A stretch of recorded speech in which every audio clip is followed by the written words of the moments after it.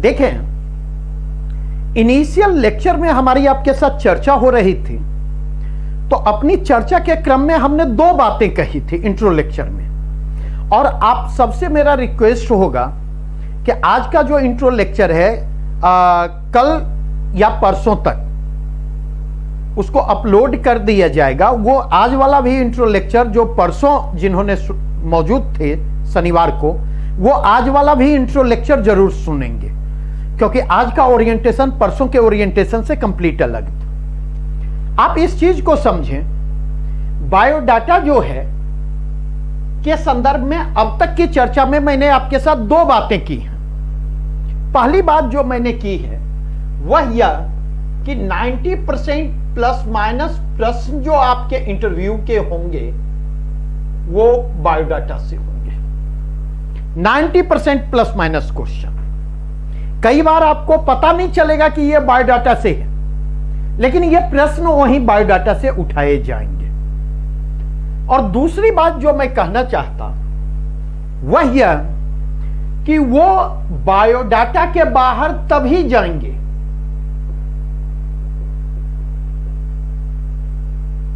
वो बायोडाटा के बाहर वो तभी मूव करेंगे।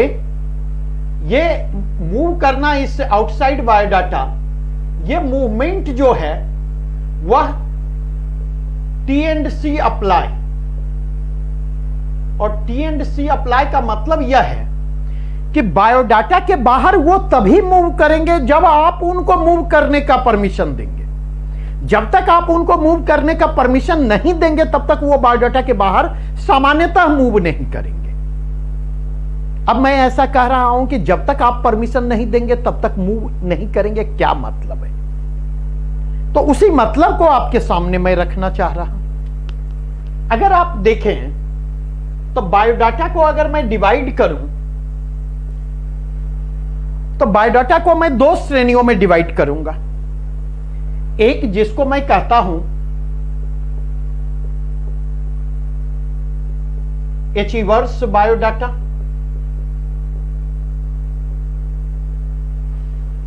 और दूसरा जिसको मैं कहता हूं नॉन अचीवर्स बायोडाटा।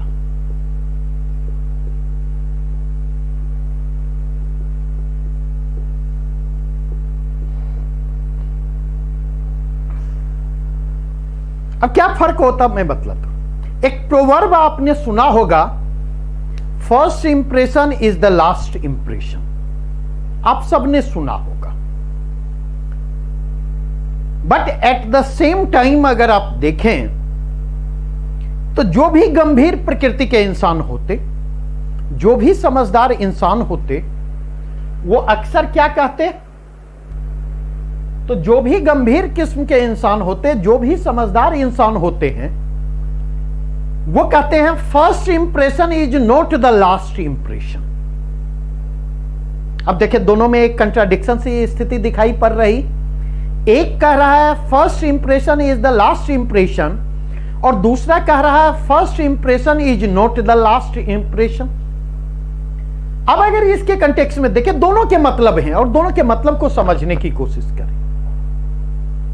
मैं रेफरेंस देना चाहूंगा के चौधरी, केशव कुमार चौधरी, शिष्य हैं हमारे, दरभंगा से हैं और यूपी कैडर आईपीएस हैं। मेरे ख्याल से 136वां या 137वां रैंक था 2009 वाले बैच में। तो उस समय हमारे अपने इंस्टीट्यूट सार्थक आईएएस के नाम से थे। तो हमने अपने यहां इंटरव्यू प्रोग्राम में डॉक्टर सिद्धार्थ मिश्रा को बुलाया था, और हमारे उस इंटरव्यू प्रोग्राम को डॉक्टर सिद्धार्थ मिश्रा ही हैंडल कर रहे थे। एंड एट दैट टाइम वो पायोनियर के एसोसिएट एडिटर हुआ करते थे। तो केशव का जब मॉक शुरू होना था तो बच्चे के एंट्री के पहले उनके बायोडाटा को डिस्ट्रीब्यूट किया जाता है, और एक बार उस बायोडाटा को हम लोग जो है पलट करके देखते। तो सिद्धार्थ सर ने कहा उसके बायोडाटा को देखने के पश्चात कि सर्वेश जी, मतलब ये सब बच्चा कैसे यहां तक पहुंच गया और इन सब का होने नहीं जा रहा। तो मैं उनकी पूरी बात सुनने के बाद मैंने मुस्कुरा दिया। उन्होंने पूछा मुस्कुरा रहे? हमने बोला सर इस मसले पर मैं अभी नहीं बात करूंगा, इस मसले पर मैं मॉक के बाद बात करूंगा। क्योंकि केशव को मैं जानता था, हिंदी लिटरेचर का हमारा शिष्य था।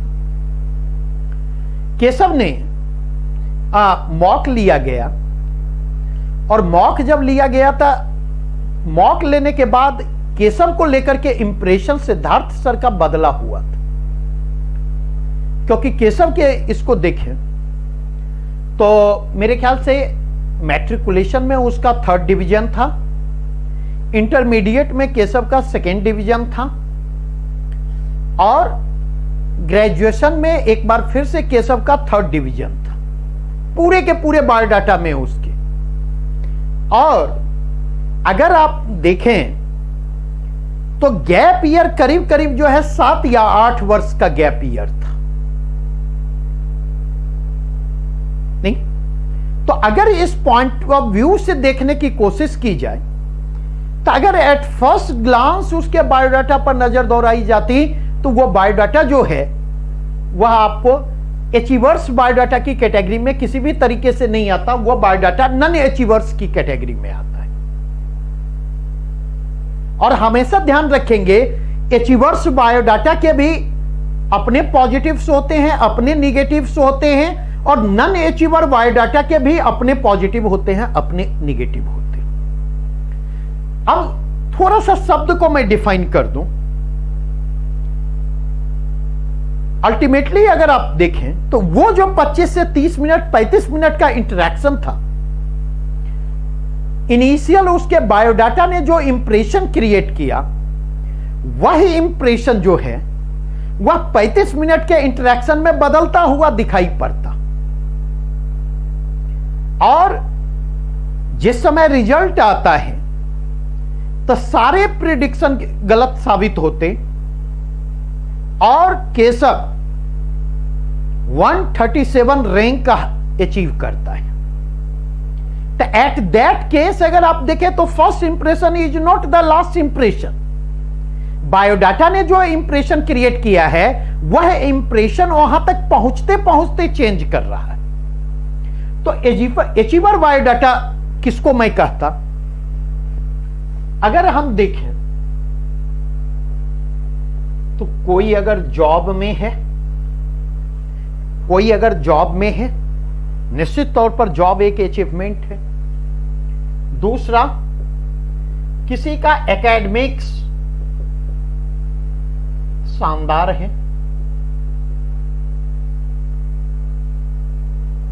किसी का एकेडमिक्स शानदार है।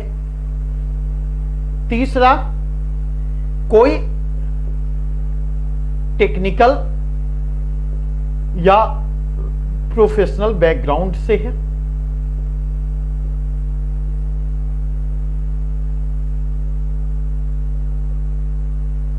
अगेन अगर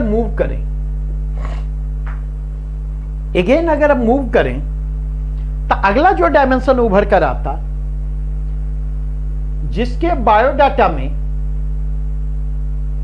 डाइवर्सिटी है,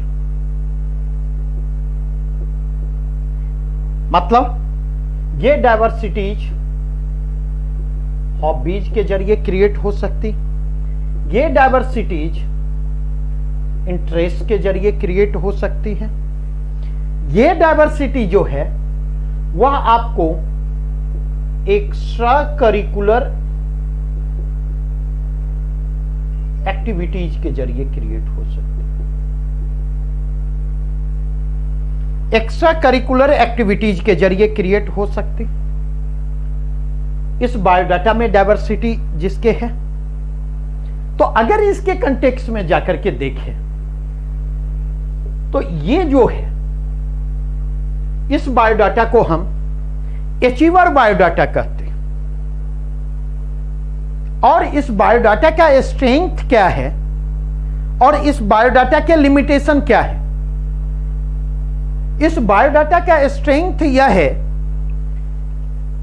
कि जैसे यह बायोडाटा किसी के सामने आएगा प्लीज मैसेज अभी मत करें, लास्ट में मैं समय दूंगा, क्योंकि उससे डिस्ट्रैक्शन क्रिएट होता। तो अगर आप देखें तो इसकी खासियत क्या है कि जैसे ये बायोडाटा इंटरव्यूअर के सामने आएगा, इंटरव्यूअर के मन में इंटरव्यू के प्रति जो है एक पॉजिटिव इंप्रेशन क्रिएट होगा। और जब इंटरव्यूअर के लिए इंटरव्यू के मन में जो है पॉजिटिव इंप्रेशन क्रिएट होगा, तो निश्चित तौर पर जो है यह साक्षात्कार में शामिल होने वाले छात्र के लिए उसके अपीयरेंस से पहले एक पॉजिटिव एनवायरनमेंट बोर्ड रूम के अंदर क्रिएट करेगा। यह इसका पॉजिटिव एस्पेक्ट। दूसरा, इसका निगेटिव एस्पेक्ट अगर आप मुझसे पूछें तो इसका निगेटिव एस्पेक्ट यह है कि अचीवर बायोडाटा जो है वह कहीं ना कहीं साक्षात्कार लेने वाले के मन में हायर एक्सपेक्टेशन को क्रिएट करता है। और यह हायर एक्सपेक्टेशन का क्रिएट होना पॉजिटिव भी हो सकता और हायर एक्सपेक्टेशन का क्रिएट होना जो है वह निगेटिव भी हो सकता। क्योंकि अगर उस एक्सपेक्टेशन को फुलफिल करने में कैंडिडेट सफल रहता है तो उसको बहुत अच्छे मार्क्स मिलेंगे। लेकिन अगर वह अप टू द मार्क नहीं होता, उस एक्सपेक्टेशन पर खरा नहीं उतरता है, तो ऐसी स्थिति में जो निराशा का भाव जन्म लेगा, वह निराशा का भाव कहीं ना कहीं जो है वो उसके अगेंस्ट जाएगा। ये अचीवर बायोडाटा के पॉजिटिव और निगेटिव है। तो इसके सामने अचीवर बायोडाटा के सामने जो है सबसे बड़ी चुनौती होती है कि जो अट्रैक्शन क्रिएट किया है उसने, जो होप क्रिएट किया है उसने, उस अट्रैक्शन को, उस होप को कैसे कंटिन्यू किया जाए, उस एक्सपेक्टेशन की कसौटी पर कैसे खरा उतरा जाए। जबकि नॉन अचीवर बायोडाटा की बात करते तो नॉन अचीवर बायोडाटा का मतलब यह है नो जॉब,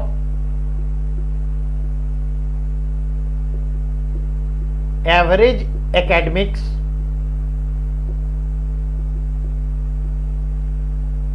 और उसमें भी जाकर के देखें तो एकेडमिक्स में सिंपल ग्रेजुएशन की डिग्री है, नहीं। और चौथा, अगर आप देखें तो यहां पर लैक ऑफ डाइवर्सिटी की स्थिति दिखाई पड़ती। बायोडाटा में विविधता का अभाव दिखाई पड़ता, नहीं। जैसे एक एग्जाम्पल के जरिए मैं बात करना चाहूंगा, जैसे हिंदी साहित्य अगर ऑप्शनल है तो उन्होंने लिख दिया कि सर उपन्यास पढ़ना हमारी हॉबी है। अब पता चला बोर्ड मेंबर पूछते हैं कौन कौन सा उपन्यास पढ़ा है आपने, तो इस प्रश्न का जवाब क्या आता? सर प्रेमचंद का गोदान पढ़ा है, अज्ञे का शेखर एक जीवनी पढ़ा है। बातें समझ रहे हैं या नहीं? तो इस चीज को समझने की कोशिश करें। तो ये जो बायोडाटा है, सिंपल ग्रेजुएट अगर कोई है, एवरेज एकेडमिक्स उसका है, एकेडमिक्स में भी उसका एवरेज परफॉर्मेंस है, बायोडाटा में भी वह वैरायटी या वेरिएशन क्रिएट कर पाने में असमर्थ है, तो ऐसी स्थिति में जो है, और पता चला कि गैप ईयर भी जो है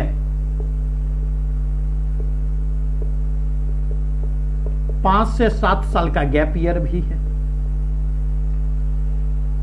तो ऐसे बायोडाटा को नॉन अचीवर बायोडाटा की कैटेगरी में रखता हूं। तो ये जब बायोडाटा इंटरव्यूअर के सामने होता है तो ऐसी स्थिति में देखेंगे कहीं ना कहीं एक निगेटिव इंप्रेशन यहां पर क्रिएट होता है, और उस स्थिति में कई बार बोर्ड को यह महसूस होता कि यहां पर इंटरव्यू लेने की औपचारिकता पूरी करनी। तो अगर इस पॉइंट ऑफ व्यू से देखें तो नॉन अचीवर बायोडाटा का लिमिटेशन यह है कि नॉन अचीवर बायोडाटा जो है वह अट्रैक्ट कर पाने में, अपने प्रति पॉजिटिव वाइब को क्रिएट कर पाने में असमर्थ होता है। और इसलिए जब कैंडिडेट बोर्ड मेंबर के सामने होता है तो वहां पर अगर आप जाकर के देखें तो आप पाएंगे बोर्ड मेंबर का एक्सपेक्टेशन उससे क्या होता है, बोर्ड मेंबर का एक्सपेक्टेशन उससे लोअर होता है। तो यह निगेटिव है। लेकिन एक बिंदु पर आकर के देखें तो यह निगेटिव पॉजिटिव के रूप में भी वर्क करने लगता है।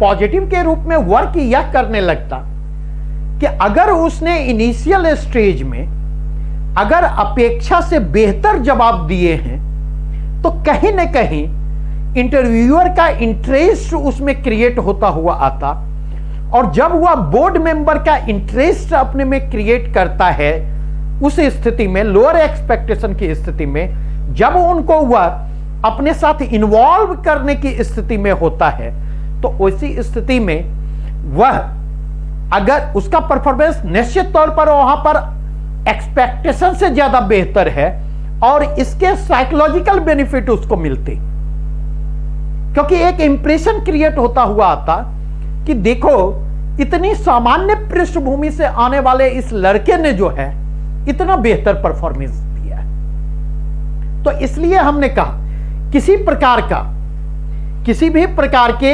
इंफीरियरिटी कॉम्प्लेक्स से ग्रस्त होने की जरूरत नहीं है। हर चीज के अपने पॉजिटिव हैं और हर चीज के अपने निगेटिव हैं। दूसरा कंटेक्स्ट अगर आप देखें, इस बायोडाटा और इस बायोडाटा का डिफरेंस क्या होगा, प्रश्नों की प्रकृति में क्या अंतर होगा। और बार बार मैं कह रहा हूं प्रश्नों को क्रिएट करना सीखें। प्रश्नों को आपको क्रिएट करना होगा, लगातार प्रश्नों को क्रिएट करने की कोशिश होगी। यह बायोडाटा जो है वैरायटीज उपलब्ध करवाएगी, वाइडर एरिया उपलब्ध करवाएगी, और जो बोर्ड मेंबर हैं वो इस वर्साटाइल फील्ड में जाकर के इंटरव्यू उसके साक्षात्कार देने वाले छात्र के साथ, कैंडिडेट के साथ वे अपने बातचीत की प्रक्रिया को आगे बढ़ा सकते। अगर वह कैंडिडेट उनको इसमें उलझा करके रख पाने में समर्थ रहता है तो उस स्थिति में इस बात की संभावना कम है कि उसका इंटरव्यू उसके बायोडाटा से बाहर जाए। बायोडाटा से बाहर तभी जाएगा अचीवर बायोडाटा की स्थिति में सामान्यतः जब वह अपने बायोडाटा पर आधारित प्रश्नों में, एरिया में वह बोर्ड मेंबर को सेटिस्फाई कर पाने में समर्थ नहीं होगा। एट द सेम टाइम अगर आप जाकर के देखें तो नॉन अचीवर बायोडाटा जो होता है उनका एरिया बड़ा सीमित होता है, और इस सीमित एरिया में भी वो यहां से शुरू करते हैं, और जब आप यहां पर सेटिस्फाई नहीं करेंगे तो ऑब्वियसली वो इसके बाहर जाएंगे। तो दोनों बायोडाटा के डिफरेंसेज को समझे, जिस डिफरेंसेज को मैंने आपके सामने रखने की कोशिश की। अब दूसरी बात जो यहां पर मैं कहना चाहूंगा आपसे, वह यह कहना चाहूंगा कि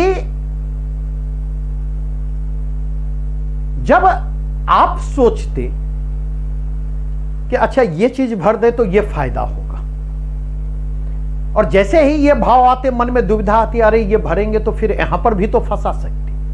आप खुद सोच करके देखें कौन सी स्थिति बेहतर है।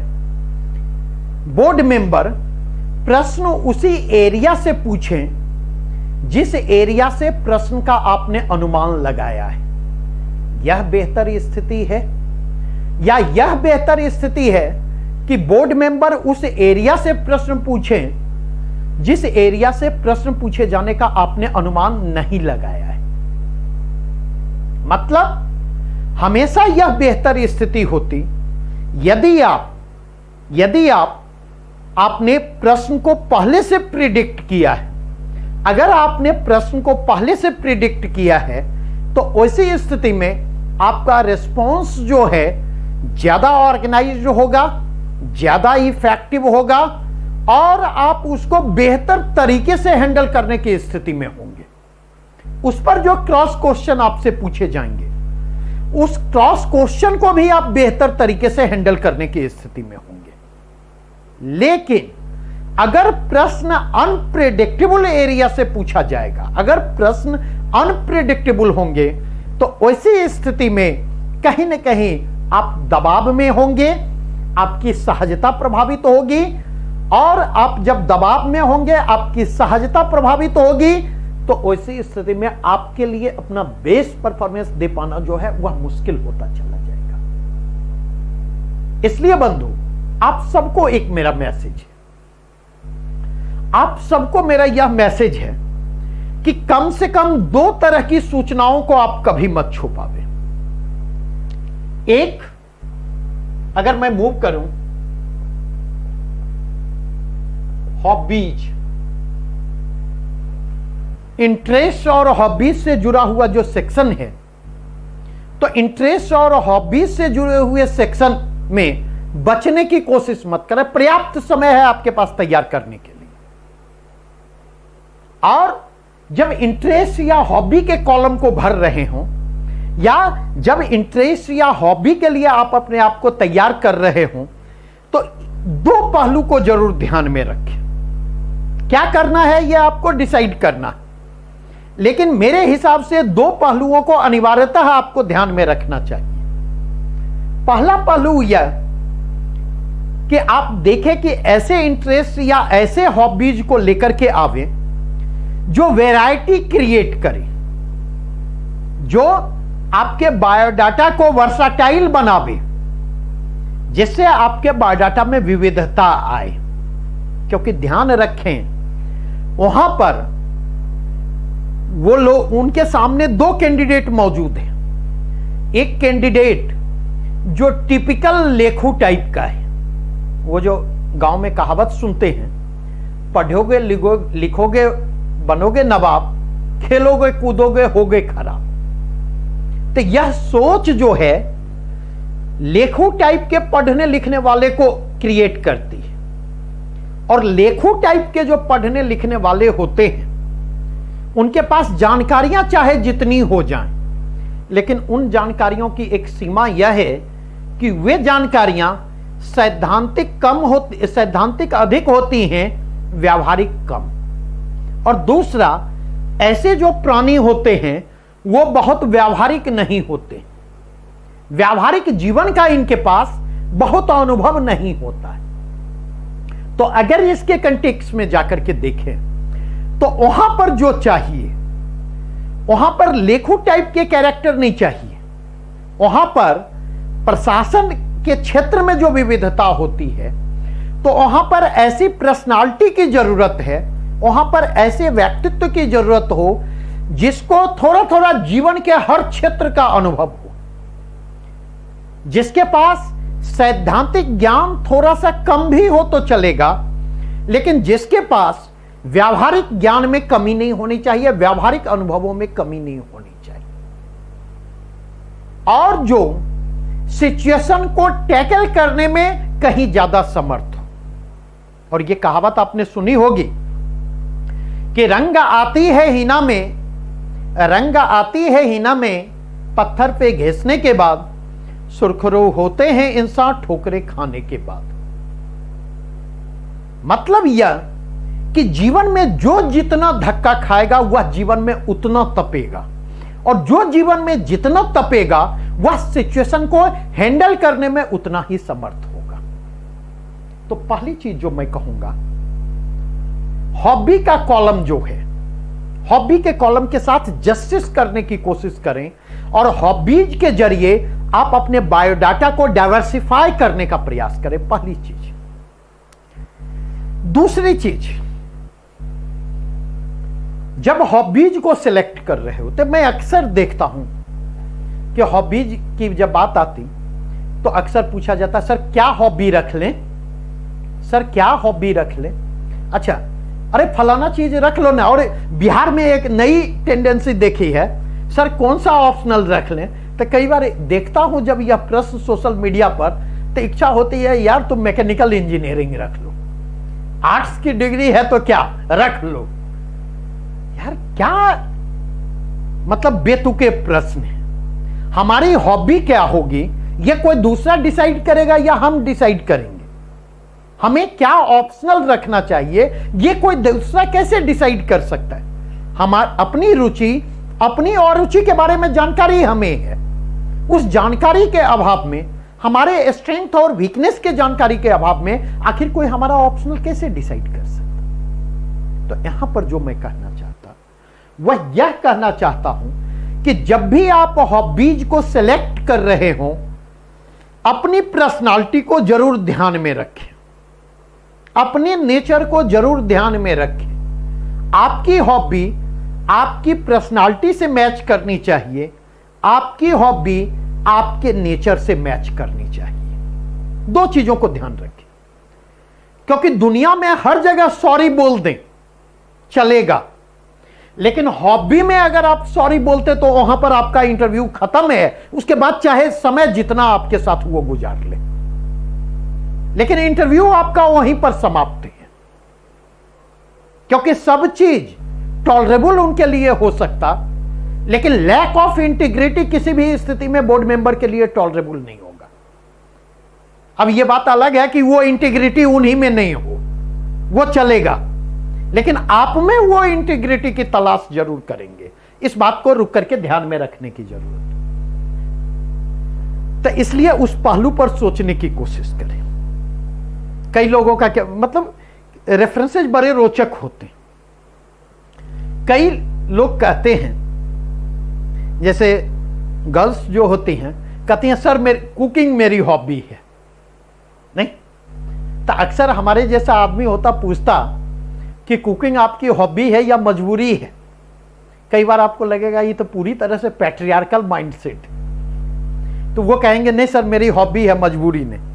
तो मैं पूछता हूं ये बतलाइए कि अगर कुकिंग आपकी मजबूरी होती और अब जबकि कुकिंग आपकी हॉबी होती, तो दोनों मन है स्थिति में और दोनों के प्रिपरेशन और परफॉर्मेंस में क्या फर्क आएगा? मैं आपसे पूछता, जब तक आपको यह अंदाजा नहीं हो कि मजबूरी में जब कुकिंग करते और हॉबी में जब कुकिंग होती तो दोनों में क्या अंतर है, तब तक आप इस प्रश्न का जवाब दे पाएंगे? नहीं दे पाएंगे। और जवाब अगर नहीं दे पाएंगे तो सिंपल सा मैं मतलब निकालूंगा कि ब्लफ देने के लिए हॉबी को भरा गया है। ब्लफ देने के लिए हॉबी को भरा गया। आप तो सोचेंगे सर, पूछेंगे अधिक से अधिक पूछेंगे कि अच्छा कुकिंग आपकी हॉबी है, हम लोग 5 आदमी आपके यहां खाना खाने के लिए आ रहे हैं डिनर पर, क्या खिलाइएगा? आपकी सोच वहीं तक रहेगी। लेकिन अगर हमें प्रश्न पूछना होगा तो मैं प्रश्न पूछूंगा कि अच्छा यह बतलाइए, यह हॉबी एक प्रशासक के रूप में आपके लिए किस प्रकार मददगार है? एक अच्छे कुक में क्या क्या क्वालिटीज होने चाहिए, एक अच्छे कुक में क्या क्या गुण होने चाहिए, जो गुण एक प्रशासक के रूप में भी आपकी मदद करेंगे। ठीक उसी प्रकार अगर आप जाकर के देखें, नहीं पता चलता, कोई कहता है अगर हिंदी लिटरेचर से जुड़े हो तब भी, ना जुड़े हो तब भी, अरे डायरी लेखन लिखने दो, बहुत ज्यादा प्रश्न यहां नहीं। ठीक, तो ये तो आपने सोचा, टेबल के उस पार रह करके सोचा, लेकिन ये तो सोचिए वहां पर कोई मेरे जैसा भी आदमी मौजूद है जो टेबल के उस पार भी बैठ के सोच चुका है और टेबल के इस पार बैठ करके भी सोच रहा है। उसको पता है कि हॉबी भरने की आपने खाना पूर्ति की है, यह अच्छी तरह से पता है। लेकिन उसके बाद हम ये टेस्ट करना चाहते कि जो समय आपको मिला जब आपने हॉबी डिसाइड की और जब आप इंटरव्यू दे रहे हैं, उनके बीच एक गैप होता है, टाइम गैप होता, टाइम इंटरवल होता है। तो ये जो समय आपको मिला है, उस समय का आप प्रॉपरली यूटिलाइज करने की स्थिति में हैं या नहीं है? उस समय का आपने एक निर्णय लिया कि अमुक हम हॉबी के रूप में देंगे। अब आप अपने उस निर्णय को जस्टिफाई करने के लिए क्या कर रहे हैं? और अगर आप अपने उस निर्णय को जस्टिफाई करने के लिए स्टेप नहीं ले रहे, इसका मतलब आप कैजुअल नेचर के हैं, आप अपने प्रति ईमानदार नहीं हैं, आप अपने निर्णयों के प्रति ईमानदार नहीं हैं। और बात सिर्फ इतनी नहीं है, बात सिर्फ इतनी नहीं है, इससे आगे हट करके बात करूं तो यहां पर एक प्रश्न और उभर करके सामने आता। वह यह कि कहीं ना कहीं आप ब्लफ देने की कोशिश कर रहे हैं, और जैसे इंटरव्यूअर को ऐसा लगेगा that will hurt his sentiment. तो इसलिए हमने कहा और कि हॉबीज और इंटरेस्ट के कॉलम में जो कुछ आप दर्शा रहे बहुत सोच समझ के दर्शावे, और उसके पीछे एक विजन रिफ्लेक्ट होना चाहिए, और आप उसको जस्टिफाई करने की स्थिति में हो, इस बात को भी समझे। यहां पर एक चीज स्पष्ट करना चाहूंगा, देखिए हर जगह एक बच निकलने के तरीके होते। बच निकलने का तरीका क्या होता? तो बच निकलने का तरीका यह होता है कि हॉबी और इंटरेस्ट में थोड़ा सा अंतर है, उस अंतर को समझें, और उस अंतर को समझेंगे तो कई बार जब आप फंसते दिखाई पड़ेंगे ना, तो उस स्थिति में आप अपने आप को डिफेंड कर ले जाएंगे।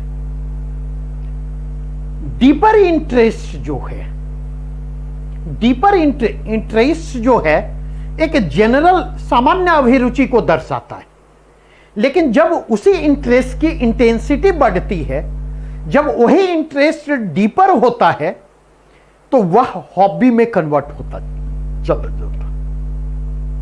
और सामान्यतः हमें जब लीजर पीरियड मिलता है, तो अपने लीजर पीरियड में हम जो काम करते हैं, तो लीजर पीरियड मिलने पर जो काम करते हैं वो हमारे इंटरेस्ट का विषय होता।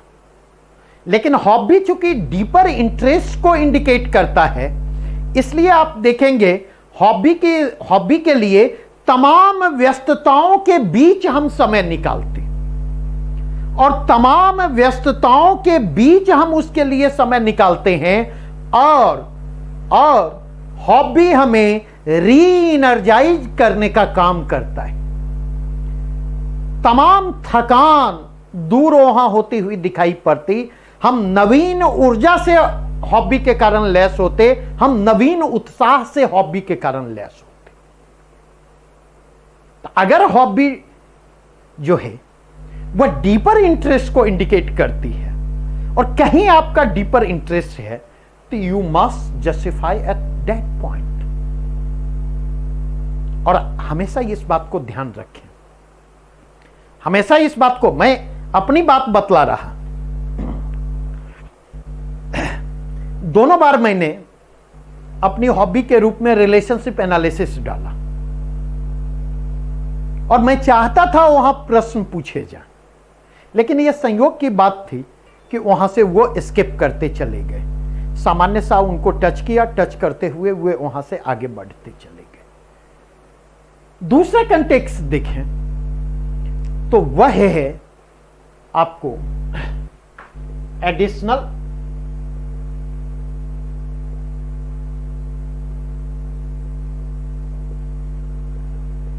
एकेडमिक्स,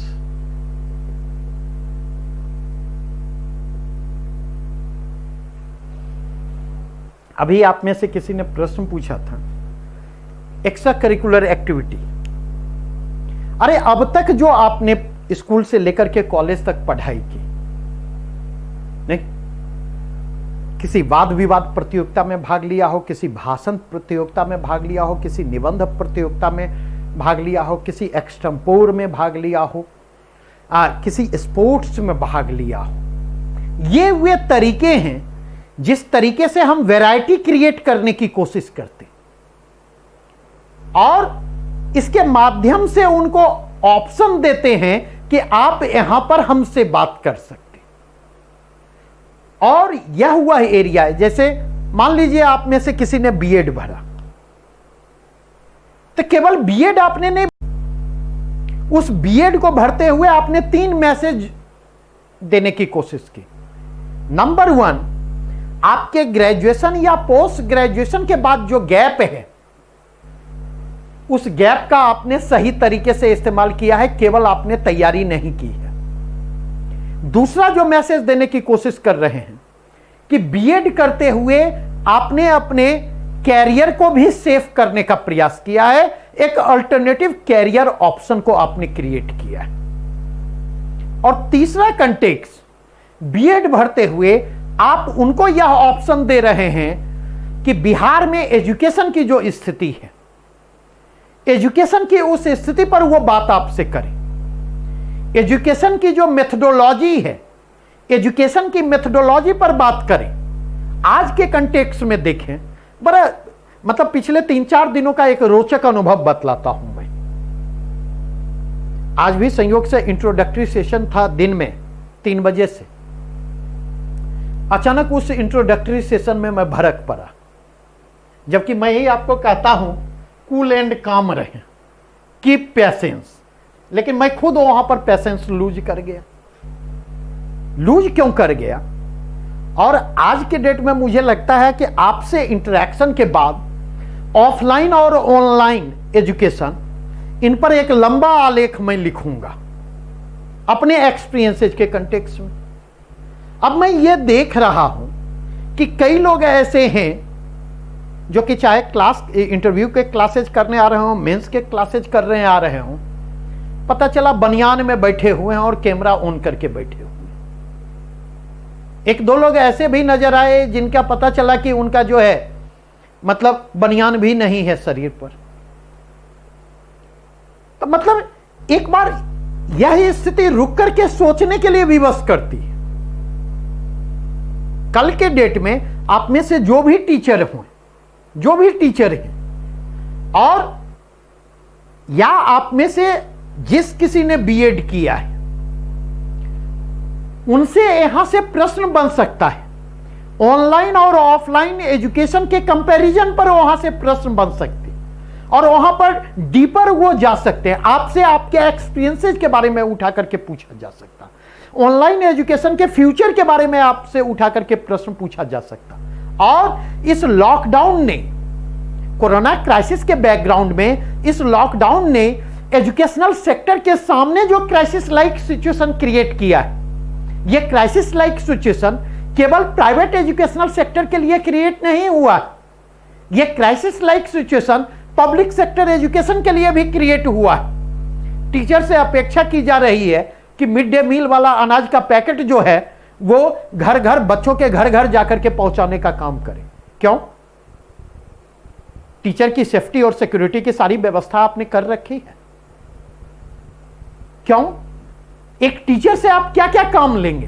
मुझे तो यह लगता है कि सरकार का यह विजन है कि एक पढ़ाना छोड़ करके टीचर से और सारे काम लिए जाए, और सारा काम करवाने के लिए सरकार तैयार रहती है। तो यह प्रश्न के ग्रे एरिया है। क्यों? बिहार के एजुकेशन में निरंतर गिरावट आ रही है। बिहार का पूरा एजुकेशनल सिस्टम जो है क्यों कोलैप्स करने की कगार पर पहुंचा हुआ है। इस पर मैं एक सेपरेट क्लास लूंगा, जो भी टीचर हैं या जिनका भी बीएड बैकग्राउंड है। लेकिन मैं इंडिकेट करना चाह रहा, आप केवल बीएड नहीं भर रहे हैं, बल्कि एक ऐसे ऑप्शन उनके सामने क्रिएट कर रहे हैं जिस पर वो आपके साथ बात कर सके, जिस पर वो आपके साथ इंटरैक्ट कर सके, वो आपके साथ बात कर सके, वो आपके साथ इंटरैक्ट कर सके, और जहां पर आप उनको सेटिस्फाई करने की स्थिति में हो सके। तो ऑप्शन आप देंगे तभी तो वो इंटरैक्ट करेंगे। अगर मान लीजिए आप में से किसी ने 3 जॉब किए, अब 2 ऑप्शन आपके पास है, मन ही मन सोचेंगे कि अरे तीनों अगर दे दे तो तीनों जगह पर वो बात कर सकते, इंटरैक्ट कर सकते, तीनों जगह से प्रश्न बनेंगे, कौन माथापच्ची करेगा? ये सोचने का एक एंगल है। यहां पर सोचने का एक दूसरा एंगल भी है कि वो 3 ऐसे एरिया हैं जो ऐसे ऑप्शन क्रिएट कर रहे हैं जहां पर आप क्वेश्चन को पहले से प्रिडिक्ट कर सकते हैं, और क्वेश्चन को पहले से प्रिडिक्ट नहीं कर सकते हैं बल्कि उन मसलों पर आप उनसे बात कर सकते हैं। और जब अगर आपने खुद को तैयार किया है, तो जब वो उन मसलों पर आपसे बात करेंगे तो वहां पर आप बेहतर तरीके से तैयार होंगे। तो इस चीज को रुक करके सोचने की जरूरत है। इसलिए बायोडाटा जब आप फिलअप कर रहे तो उसको खाना पूर्ति नहीं बनाए, क्योंकि कुछ चीजों को समझे। बोर्ड के पास जो आपका इनपुट जाएगा, चूंकि कोडिंग सिस्टम लागू है, और कोडिंग सिस्टम अगर लागू है तो आपका नाम नहीं जा रहा उनके पास, आपका पता नहीं जा रहा, तो उनके पास क्या जाएगा? तो उनके पास आपके एकेडमिक्स से जुड़ी हुई जानकारियां जाएंगी, नंबर 1।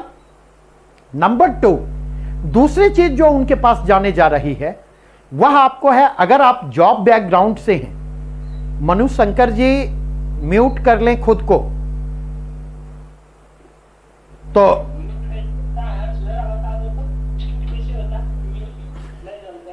वेट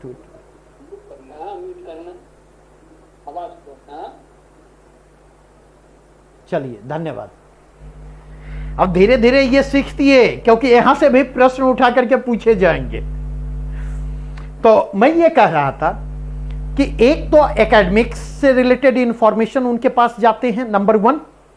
नंबर 2, अगर आप देखें तो अगर जॉब बैकग्राउंड से आप हैं तो उससे रिलेटेड आप इंफॉर्मेशन वहां पर जाएंगे। नंबर 3, अगर आप देखें तो आपने जो सर्विसेज प्रेफरेंस भरा है वो प्रेफरेंस उनके सामने होता। नंबर 4, हॉबीज, इंटरेस्ट और एक्स्ट्रा करिकुलर एक्टिविटी के संदर्भ में आपने जो जानकारियां उनको उपलब्ध करवाई हैं वो चीजें भी वहां पर उनके पास उपलब्ध होती। इनसे अधिक सूचनाएं उपलब्ध नहीं होती। और ये सूचनाएं, सीमित सूचनाएं, वो प्लेटफॉर्म क्रिएट करती हैं, वो कॉमन प्लेटफॉर्म क्रिएट करती हैं जहां पर वो आपसे बात करना शुरू करती हैं। अब आप पर निर्भर करता कि आप उस प्लेटफॉर्म पर उनको एंटरटेन करने की स्थिति में हैं या नहीं। अगर आप उस प्लेटफॉर्म पर उनको एंटरटेन करने की स्थिति में हैं तो उस स्थिति में वो चीजें पॉजिटिव जाएंगी और आपका इंटरव्यू उसके इर्द गिर्द सीमित रहेगा। लेकिन अगर आप उनको एंटरटेन करने की स्थिति में नहीं हैं तो ऐसी स्थिति में आप देखेंगे कि वो आपके बायोडाटा से बाहर जाएंगे, और जब वो आपके बायोडाटा से बाहर जाएंगे करेंट की ओर जा सकते, आज के डेट में कोरोना क्राइसिस की ओर जा सकते, इंडो नेपाल, इंडो चाइना एक बड़ी समस्या के रूप में इमर्ज कर रहा है, उसकी ओर वो जा सकते, इकोनॉमिक क्राइसिस की ओर जा सकते, और उस स्थिति में आपकी परेशानियां बढ़ती चली जाएंगी। इसलिए बंधु, जो मैं कहना चाहता, पूरे के पूरे आप अपने बायोडाटा को ले लें। प्रश्न कहां से रहेंगे? फिक्स है। नंबर 1, अगर आप में से कोई जॉब बैकग्राउंड से है तो जॉब रिलेटेड प्रश्न रहेंगे। जितने बेहतर तरीके से वहां पर आप तैयार कर सकते। 2 जॉब किया है तो 2 के लिए तैयार रहें, 3 जॉब किया है 3 के लिए तैयार रहें, 4 किया है 4 के लिए तैयार रहें। और जॉब रिलेटेड प्रश्न जो है 2 डायमेंशन से पूछे जाएंगे। एक, जिस सेक्टर से आप जुड़े हुए हैं, जिस सर्विसेज से आप जुड़े हुए हैं, उस सर्विसेज से रिलेटेड प्रश्न पूछे जाएंगे, नंबर 1। और नंबर 2, दूसरा जो प्रश्न पूछा जाएगा, जहां भी जॉब आप कर रहे हैं, ठीक है, तो वहां उस सेक्टर के एडमिनिस्ट्रेटिव स्ट्रक्चर से उठा करके भी प्रश्न पूछे जाएंगे। दोनों चीजों के लिए तैयार रहें। तीसरी बात जो मैं यहां पर कहना चाहूंगा वह यह कि जो गर्ल्स हैं वो जॉब बैकग्राउंड से अगर हैं या जा रही हैं तो स्पेशली मैं कहूंगा sexual harassment at work place और उसके कंटेक्स्ट में जो विशाखा गाइडलाइंस हैं और उसके मद्देनजर एक प्रोटेक्शन मैकेनिज्म जो खड़ा किया गया है, उस पर अपने आप को जितने बेहतर तरीके से तैयार कर सकते वहां से घुमा फिरा करके प्रश्न रहने की संभावना प्रबल होगी। उसके लिए आपको अपने आप को तैयार रखना है, ठीक है। और यह ध्यान रखेंगे, जॉब पर अगर आप उनको सेटिस्फाई नहीं करते तो वहां पर 0 टॉलरेंस वो शो करेंगे। 0 टॉलरेंस इसलिए क्योंकि उसका सीधा सा मतलब है कि आप अपने रोल के साथ जस्टिस कर पाने की स्थिति में नहीं है। इसका मतलब यह है कि कि आप खा उसका जरूर रहे हैं, लेकिन उसके बैकग्राउंड में इधर आप कभी बीपीएससी की तैयारी करते, कभी यूपीएससी की तैयारी करते, और अल्टीमेटली आप अपने रोल के साथ जस्टिस नहीं कर रहे, और यह किसी भी स्थिति में एक्सेप्टेबल नहीं है। दूसरी चीज, मेरी बात ध्यान रखेंगे, जॉब के पॉइंट ऑफ व्यू से, वहां से जो आपसे प्रश्न पूछे जा सकते हैं, आपसे यह पूछा जा सकता है क्या आप वहां सेटिस्फाइड नहीं हैं, और अगर सेटिस्फाइड नहीं है तो यहां पर क्यों आना चाहते। तो यहां पर मेरी एक बात ध्यान रखेंगे, जिस मोमेंट पर आपने यह बतलाने की कोशिश की कि I am not satisfied with my present job, आपका इंटरव्यू वहीं पर समाप्त हो गया। कभी भी यह मैसेज नहीं जाना चाहिए कि हम अपने जॉब से सेटिस्फाइड नहीं है, करेंट जॉब से हम सेटिस्फाइड नहीं है, क्योंकि इस मैसेज के जाने का सीधा सीधा मतलब जो निकाला जाएगा वह यह कि आप मजबूरी में जॉब कर रहे हैं, आप अपने रोल के साथ जस्टिस करने में रुचि नहीं रखते।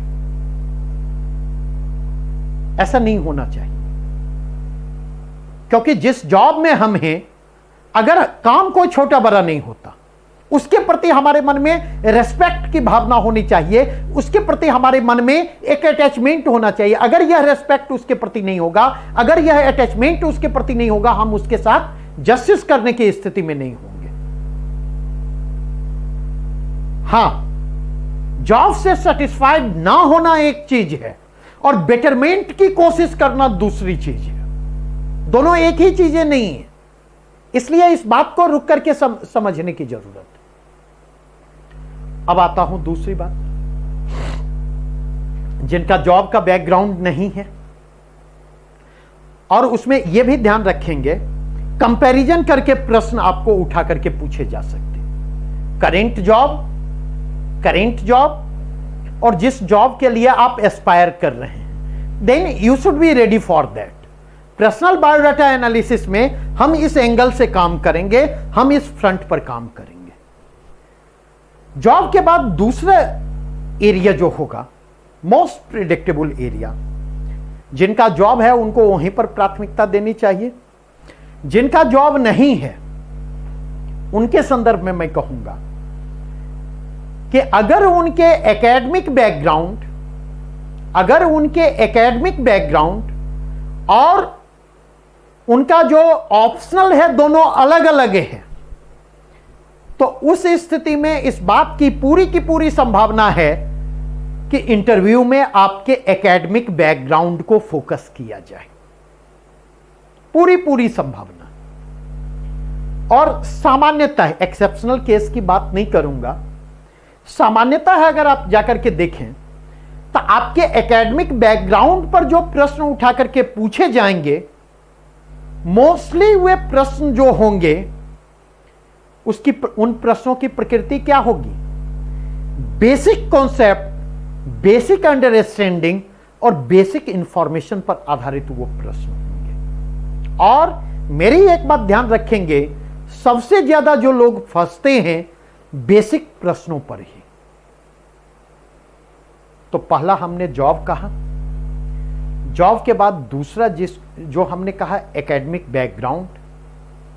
अगर आपके ऑप्शनल और आपके एकेडमिक बैकग्राउंड वाले सब्जेक्ट अलग अलग हैं, और एक बात ध्यान रखिएगा, यह किसी भी स्थिति में नहीं होना चाहिए कि इनिशियल स्टेज में अपने एकेडमिक बैकग्राउंड को लेकर के आपके दिमाग में यह चल रहा हो, नहीं, मनाते मनाते गए हो कि हे भगवान, एकेडमिक बैकग्राउंड ग्रेजुएशन और पोस्ट ग्रेजुएशन से प्रश्न ना पूछे जाए। अब पता चला प्रथमे ग्रासे मक्षिका पाता, वहां पर अभी बैठे भी थे, सही ढंग से सांस ही नहीं लिए थे कि उन्होंने पूछा, अच्छा आपने फलाने विषय में ऑनर्स किया है और पीजी किया है। तो जैसे वो मुस्कुरा करके पूछेंगे, और मुस्कुरा करके पूछ रहे हैं आपको ईज करने के लिए, आपके टेंशन को रिलीज करने के लिए, कि लीजिए आपके कंफर्ट जोन में हम इंटरव्यू को लेकर आ रहे हैं। और जैसे उन्होंने ऑनर्स पेपर और पोस्ट ग्रेजुएशन के पेपर का नाम लिया, आपके चेहरे पर 12 बजने लगे। अब आपके चेहरे पर 12 बजने लगे, आपको लगा आ रहे जहां से बचना चाहते थे वहीं इधर आ गए। तो इस बात को समझें कि वहां पर आप अपने आप को बैकग्राउंड में ले जाकर के जो है आप खुद अपने आप को बैकफुट पर ले जाकर के फंसा रहे हैं। So you should be ready for that. आपको उसके लिए अपने आप को तैयार रखना चाहिए। और यहां पर ध्यान रखेंगे, कई लोगों को सजेशन आता है ना कि अरे कह देना ना, अरे पिछले 8 साल से आप लोग जो हैं, पिछले 8 साल से तैयारी ही कर रहे हैं क्या? तो कोई समझदार आसपास में होंगे तो वो आपको सजेस्ट करते, बतला देना ना, ट्यूशन पढ़ा करके अपना खर्च खुद निकाल रहे थे। आपने भी बतला दिया कि ट्यूशन पढ़ा करके खर्च खुद निकाल रहे थे। अगला प्रश्न उनका उठता है कि किस क्लास के बच्चे को पढ़ाते हैं और कौन सा विषय पढ़ाते हैं। तो आपने पढ़ाया तो है नहीं, अब पढ़ाया है नहीं तो उसके बाद तो 12 बजने शुरू हो जाएंगे। कहिएगा ज्योग्राफी पढ़ाते हैं तो वो पूछेंगे अच्छा ये बतलाओ अक्षांश को डिफाइन कीजिए, देशांतर को डिफाइन कीजिए, एक्सिस क्या होता है डिफाइन कीजिए। अब पता चला आप उसी में उलझ गए। उलझने की पूरी संभावना है। मैं फिर कह रहा हूं, ज्योग्राफी आपके ऑप्शनल है तब भी उसमें उलझने की संभावना है। तो इसलिए मैंने कहा कि ऐसा कोई काम नहीं करें।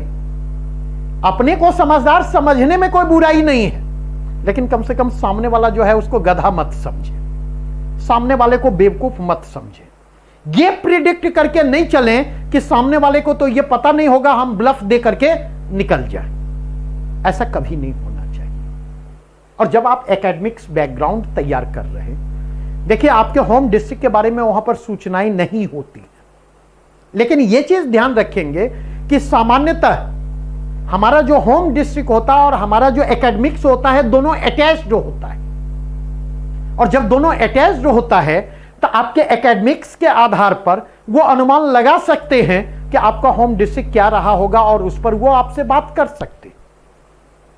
आपके इंस्टीट्यूशन के नाम, अगर आप डॉक्टर भीमराव अंबेडकर यूनिवर्सिटी से, बिहार विश्वविद्यालय से हैं तो डॉक्टर भीमराव अंबेडकर पर चर्चा बढ़ सकती है। वीर कुंवर सिंह यूनिवर्सिटी से हैं तो वीर कुंवर सिंह पर चर्चा हो सकती है। And you should be ready for that. अगर आप पटना यूनिवर्सिटी से हैं तो पटना यूनिवर्सिटी की हिस्टोरिकल, कल्चरल और एजुकेशनल लीगेसी पर बात हो सकती। पटना यूनिवर्सिटी के हिस्ट्री डिपार्टमेंट से अगर आप हैं तो मतलब पटना यूनिवर्सिटी का हिस्ट्री के क्षेत्र में क्या कंट्रीब्यूशन रहा है वो उस पर बात कर सकते हैं। And you should be ready for that. आपको उसके लिए तैयार रहना होगा।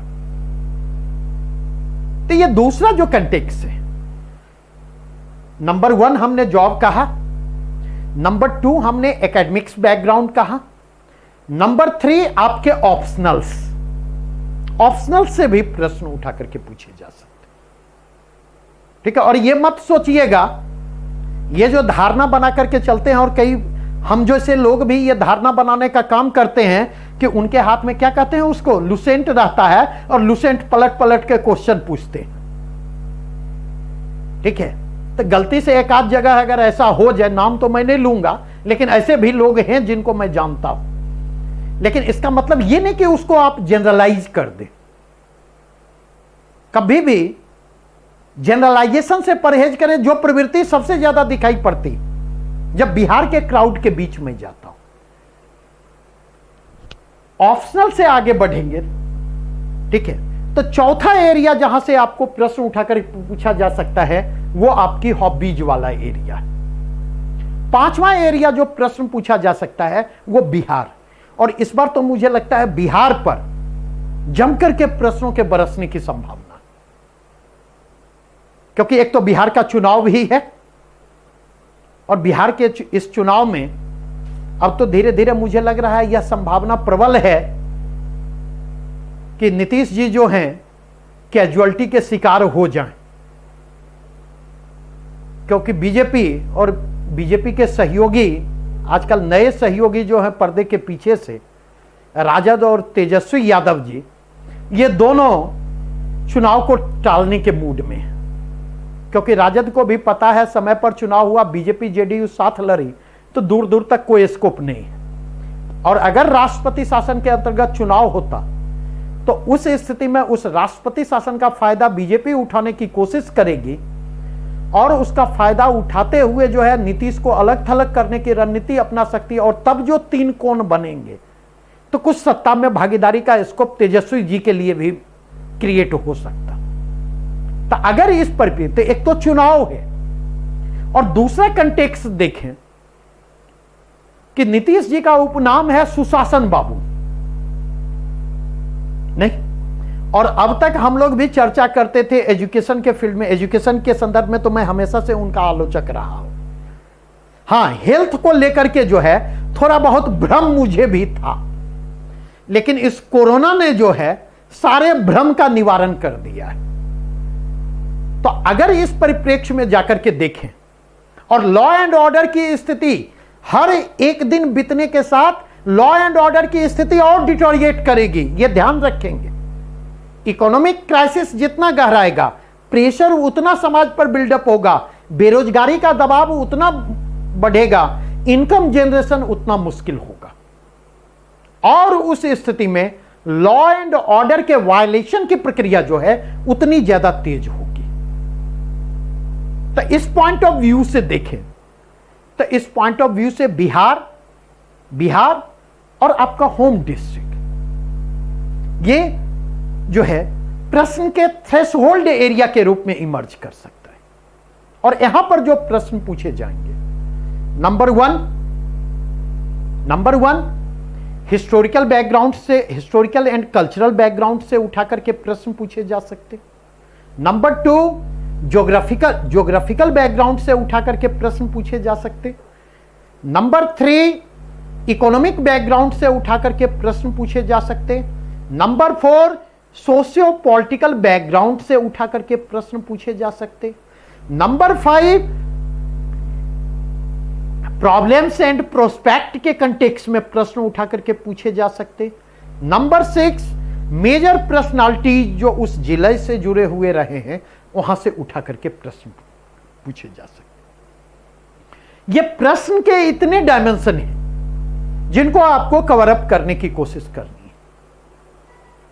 अगेन कुछ नए डायमेंशन भी, जैसे कोरोना के कंटेक्स्ट में देखें आपके जिला का परफॉर्मेंस कैसा रहा है, आपके जिला एडमिनिस्ट्रेशन का परफॉर्मेंस कैसा रहा है, आपने जो ग्रास रूट लेवल पर इस कोरोना क्राइसिस के दौरान प्रशासन को देखा या लोकल सेल्फ गवर्नमेंट को आपने देखा, तो उसकी क्या कमियां उभर करके सामने आ रही हैं, क्या कमियां आपने महसूस की और उन कमियों को किस प्रकार दूर किया जाना चाहिए।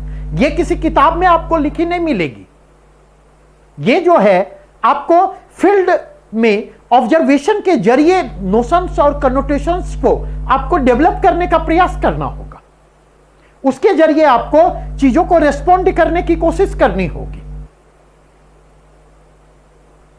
और फिर यहां से जब आप आगे बढ़ेंगे, तो यहां से जब आप आगे बढ़ेंगे तो अगला जो डायमेंशन आएगा वह है करंट के नेशनल डायमेंशन भी हो सकते, इंटरनेशनल डायमेंशन की संभावना अपेक्षाकृत कम है, लेकिन यहां पर मैं सजेस्ट करूंगा नेपाल पर स्पेसिफिक बिहार के कंटेक्स्ट में जितना बढ़िया तरीके से आप कर सकते, क्योंकि नेपाल इंटरनेशनल नहीं रह जाता है बिहार के कंटेक्स्ट में। नेपाल के बिहार के कंटेक्स्ट में डायरेक्ट इंप्लीकेशंस हैं। और अगर आप इस पॉइंट ऑफ व्यू से देखें तो तटबंधों की मरम्मत को लेकर डिस्प्यूट इमर्ज कर चुका है, विवाद उभर करके सामने आए हैं, ठीक है। और अगर आपका इंटरव्यू अगस्त में होता, सेकेंड हाफ में होता, अगस्त सितंबर तक भी जाता है, तो उस स्थिति में बाढ़ की समस्या एक गंभीर समस्या के रूप में रहेगी। तो बिहार में बाढ़ की जब भी चर्चा होगी तो उसके नेपाल लिंकेजेज पर चर्चा होगी ही होगी। और इस बात को ध्यान रखेंगे, इंडिया और नेपाल के बीच अंडरस्टैंडिंग की समस्या जितनी इमर्ज करेगी, बिहार की मुश्किलें उतनी ज्यादा बढ़ती चली जाएंगी, ठीक है। तो यह ध्यान रखें कि बनारस में किसी नेपाली का माथा मुड़े और जय श्री राम बोलवाएं या दिल्ली में बोलवाएं, अल्टीमेटली बिहार और यूपी का जो बॉर्डरिंग एरिया है, उस बॉर्डरिंग एरिया के लोगों को इसकी कीमत चुकानी होगी और इसकी बड़ी कीमत चुकानी होगी।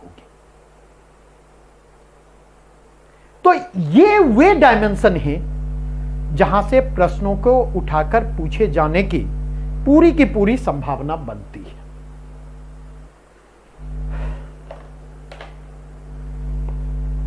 1 मिनट में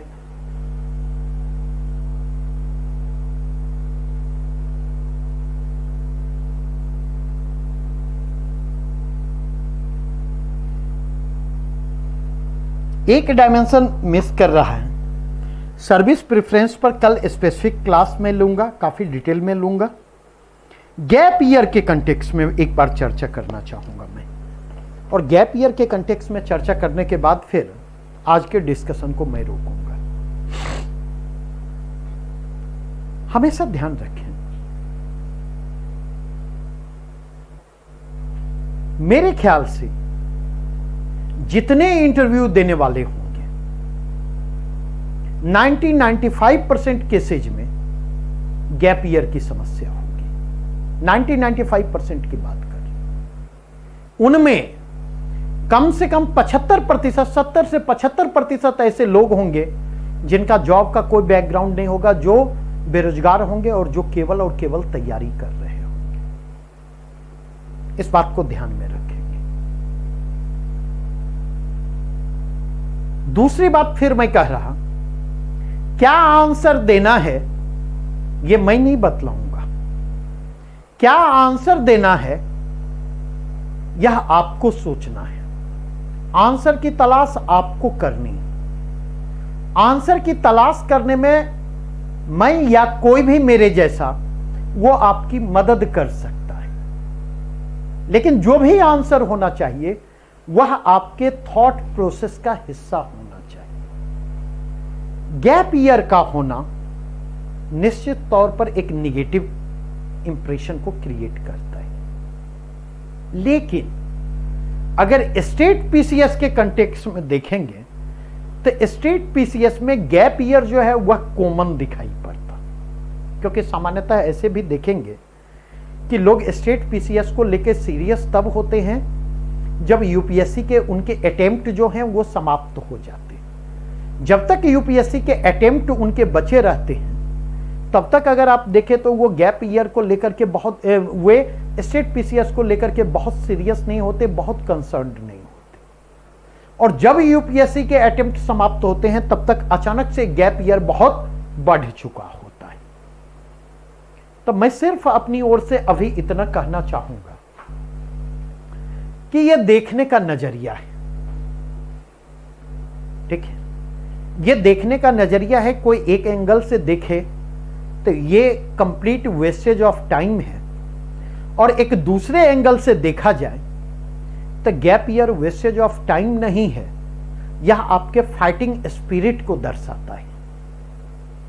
गैप ईयर जो है ये इस बात को दर्शाता है कि किस प्रकार विपरीत परिस्थितियों में भी आपका हौसला नहीं टूटता, आपका हौसला आपका साथ नहीं छोड़ता है। तमाम विपरीतताओं के बावजूद आप लगे रहते हैं, आपका विल पावर स्ट्रांग है, आप हार्ड वर्किंग हैं। तभी तो लगातार लगे रहने के बाद 3 दूसरे बैरियर को क्रॉस करके आप यहां तक पहुंचे। पहली बार पहुंचे हैं तो यहां तक पहुंचे हो, दूसरी बार, तीसरी बार, चौथी बार पहुंचे हैं नहीं तो कहीं ना कहीं यहां तक पहुंचने के बावजूद किसी कारणवश आपका सिलेक्शन नहीं हुआ, लेकिन सिलेक्शन नहीं होना वह आपके हौसले को तोड़ता नहीं। अगर ऐसा होता तो गजनी की हम लोग चर्चा कर रहे होते क्या? नहीं चर्चा कर रहे होते, कभी चर्चा नहीं करते। एफर्ट के लिए ही तो उसकी चर्चा की जाती। तो ये मोटा मोटी बायोडाटा से जुड़े हुए विविध पहलू हैं। अब मैं 2 मिनट का ब्रेक लूंगा और फिर उसके बाद